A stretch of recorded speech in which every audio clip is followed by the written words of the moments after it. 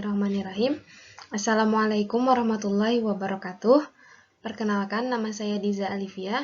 Saya mahasiswi semester 1 jurusan Psikologi Islam Universitas Islam Negeri Antasari Banjarmasin. Di video kali ini saya akan mempresentasikan tentang apresiasi sastra. Video ini dibuat untuk memenuhi tugas mata kuliah Bahasa Indonesia yang diampu oleh Bapak Rahmat Rizkiansyah, SPD, SAP, MPD, MAP. Berikut penjelasan dari saya. Pertama, pengertian apresiasi sastra. Apresiasi secara umum berasal dari kata appreciation dalam bahasa Inggris yang berarti mengenal, memahami, dan menghargai sebuah karya seni. Apresiasi terhadap karya sastra hanya bisa dicapai manakala seseorang memahami dan menghayati karya sastra dengan baik. Jadi, apresiasi sastra artinya penilaian, pemahaman, dan penghargaan terhadap karya sastra. Karya sastra menurut pandangan strukturalisme adalah sebuah totalitas yang dibangun secara koherensif oleh berbagai unsur pembangunnya. Kedua, tujuan apresiasi sastra. Tujuan apresiasi sastra yang pertama yaitu memperhalus budi pekerti atau kepekaan perasaan. Kedua, peduli dengan sesama. Ketiga, menumbuhkan sifat manusiawi, mengevaluasi dan mengembangkan nilai keindahan karya seni, mengembangkan daya kreasi dan imajinasi, serta menyempurnakan karya seni. Secara umum, tujuan melakukan apresiasi adalah untuk mengedukasi apa, bagaimana, dan alasan dari suatu karya dibuat. Dengan demikian, masyarakat dapat menilai, menghayati, dan menikmati suatu karya, serta mengembangkan nilai estetika dari karya tersebut. Ketiga, manfaat apresiasi sastra. Pertama, agar kita memahami tentang karya sastra dari berbagai sisi. Kedua, meningkatkan daya imaji dan daya cipta. Ketiga, meningkatkan rasa kecintaan terhadap karya sastra maupun karya seni dan sesama manusia. Keempat, menjadi sarana untuk melakukan edukasi, hiburan, empati, dan lain-lain. Dan yang kelima, meningkatkan dan mengembangkan suatu karya menjadi lebih baik di masa mendatang. Selanjutnya, kita akan membahas tentang proses apresiasi sastra. Terdapat 3 aspek dalam proses apresiasi. Yang pertama, aspek kognitif. Aspek ini berkaitan dengan kemampuan intelektual dalam menilai karya sastra secara objektif. Yang kedua, aspek emotif. Aspek ini berkaitan dengan kepekaan perasaan apresiator yang subjektif. Selanjutnya, yang terakhir yaitu aspek evaluatif. Aspek ini berkaitan dengan penilaian terhadap suatu karya sastra yang membuat apresiator dapat menghargai karya sastra. Selanjutnya, langkah dalam mengapresiasi karya sastra. Yang pertama, menginterpretasi atau melakukan penafsiran terhadap karya sastra berdasarkan sifat-sifat karya sastra tersebut. Kedua, menganalisis atau menguraikan unsur-unsur karya sastra tersebut, baik unsur intrinsik maupun unsur ekstrinsiknya. Ketiga, menikmati atau merasakan karya sastra berdasarkan pemahaman untuk mendapatkan penghayatan. Keempat, mengevaluasi atau menilai karya sastra dalam rangka mengukur kualitas karya tersebut. Kelima, memberikan penghargaan kepada karya sastra berdasarkan tingkat kualitasnya. Yang kelima, yang akan kita bahas di sini yaitu puisi. Secara etimologis, istilah puisi berasal dari bahasa Yunani, yaitu poesis, yang berarti penciptaan. Sedangkan kata poet dalam bahasa Yunani kuno berarti orang yang mencipta melalui imajinasinya. Orang yang hampir-hampir menyerupai dewa atau yang amat suka kepada dewa. Puisi di sini dapat diartikan sebagai pengungkapan perasaan dalam bentuk rangkaian bait dengan menggunakan bahasa yang padat serta indah. Terdapat 4 unsur fisik dari puisi yaitu diksi, imaji, kata konkret, dan majas. Lalu, terdapat 5 unsur batin, yaitu tema, perasaan, nada, suasana, dan amanat atau tujuan.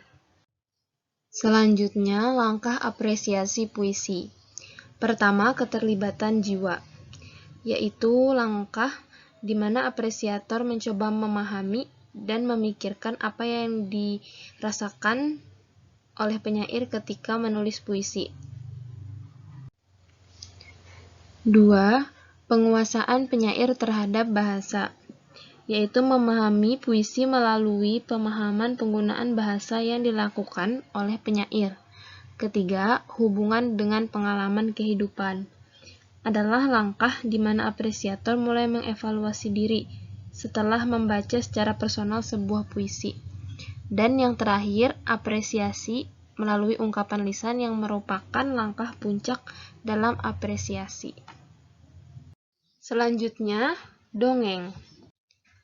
Dongeng adalah kesusastraan yang mencakup ekspresi kesusastraan suatu kebudayaan yang disebarkan turun-temurun secara lisan atau mulut ke mulut.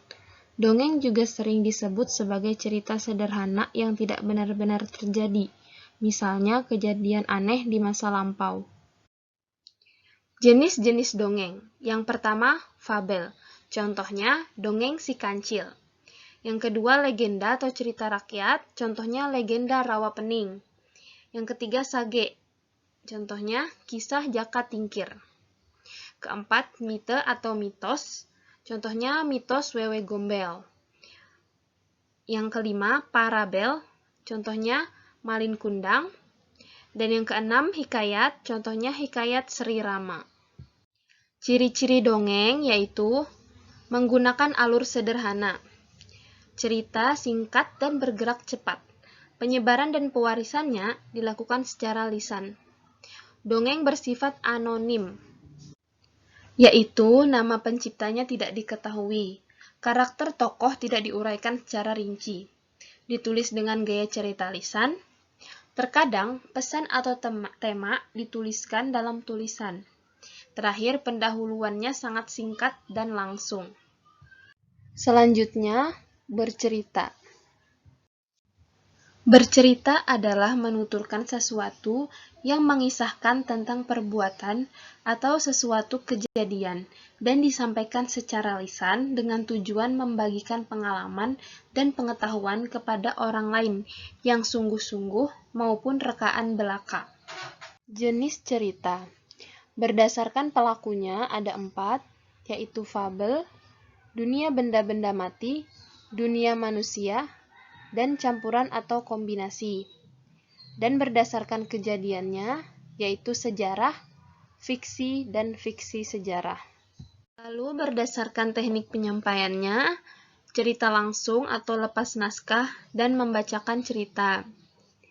Dan yang terakhir, berdasarkan pemanfaatan peraga, terbagi 2, yaitu cerita dengan alat peraga dan cerita tanpa alat peraga. Selanjutnya, pedoman memilih cerita. Yang pertama, kita harus memperhatikan tingkat usia pendengar, jumlah pendengar, tingkat keragaman pendengar, tujuan penyampaian materi, suasana acara, dan suasana atau situasi dan kondisi dari pendengar. Selanjutnya, drama. Dalam Kamus Besar Bahasa Indonesia atau KBBI, drama memiliki beberapa pengertian. Pertama, drama diartikan sebagai syair atau prosa yang menggambarkan kehidupan dan watak melalui tingkah laku atau akting, atau dialog yang dipentaskan. Kedua, cerita atau kisah yang melibatkan konflik atau emosi yang khusus disusun untuk pertunjukan teater. Pengertian lain, drama adalah kisah kehidupan manusia yang dikemukakan di pentas berdasarkan naskah, menggunakan percakapan, gerak laku, unsur-unsur pembantu seperti dekor, kostum, rias, lampu, dan musik, serta disaksikan oleh penonton. Terdapat 5 struktur drama, yaitu babak, adegan, dialog, prolog, dan epilog. Selanjutnya, jenis drama. Berdasarkan bentuk sastra cakupannya, drama dibagi 2, yaitu drama puisi dan drama prosa.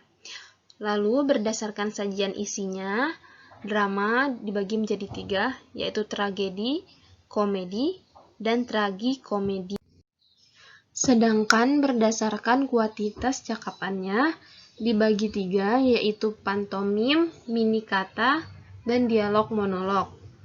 Lalu berdasarkan besar pengaruh unsur seni lainnya, yaitu opera, sendera tari, dan tablo. Selanjutnya, terdapat bentuk drama lain, seperti drama absurd, drama baca, drama borjuis, drama liturgis, drama domestik, drama duka, dan drama satu babak. Apresiasi drama. Di sini saya akan membahas secara khusus tentang apresiasi drama. Apresiasi drama merupakan kegiatan mengkaji unsur-unsur yang dikandung dalam sebuah drama, dengan cara menghayati dengan sepenuh hati dan pikiran. Pengertian lain dari apresiasi drama adalah upaya memahami drama dari aneka sisi. Apresiasi berarti merespon drama itu. Untuk menanggapi, harus bisa masuk dan menghayati drama itu secara suntuk. Nah, terdapat konsep dalam pembelajaran drama. Yang pertama, belajar drama merupakan pembinaan, peningkatan kemampuan mengapresiasi drama. Yang kedua, pembelajaran apresiasi drama dilakukan dengan memberikan kesempatan seluas-luasnya kepada mahasiswa untuk berinteraksi secara langsung dalam menciptakan suasana atau situasi yang mendorong mereka untuk mendapatkan manfaat dari drama. Nah, yang ketiga, seorang pengajar hendaknya merangsang terciptanya situasi di mana para mahasiswa atau siswa memperoleh sendiri nikmat dan manfaat dari drama.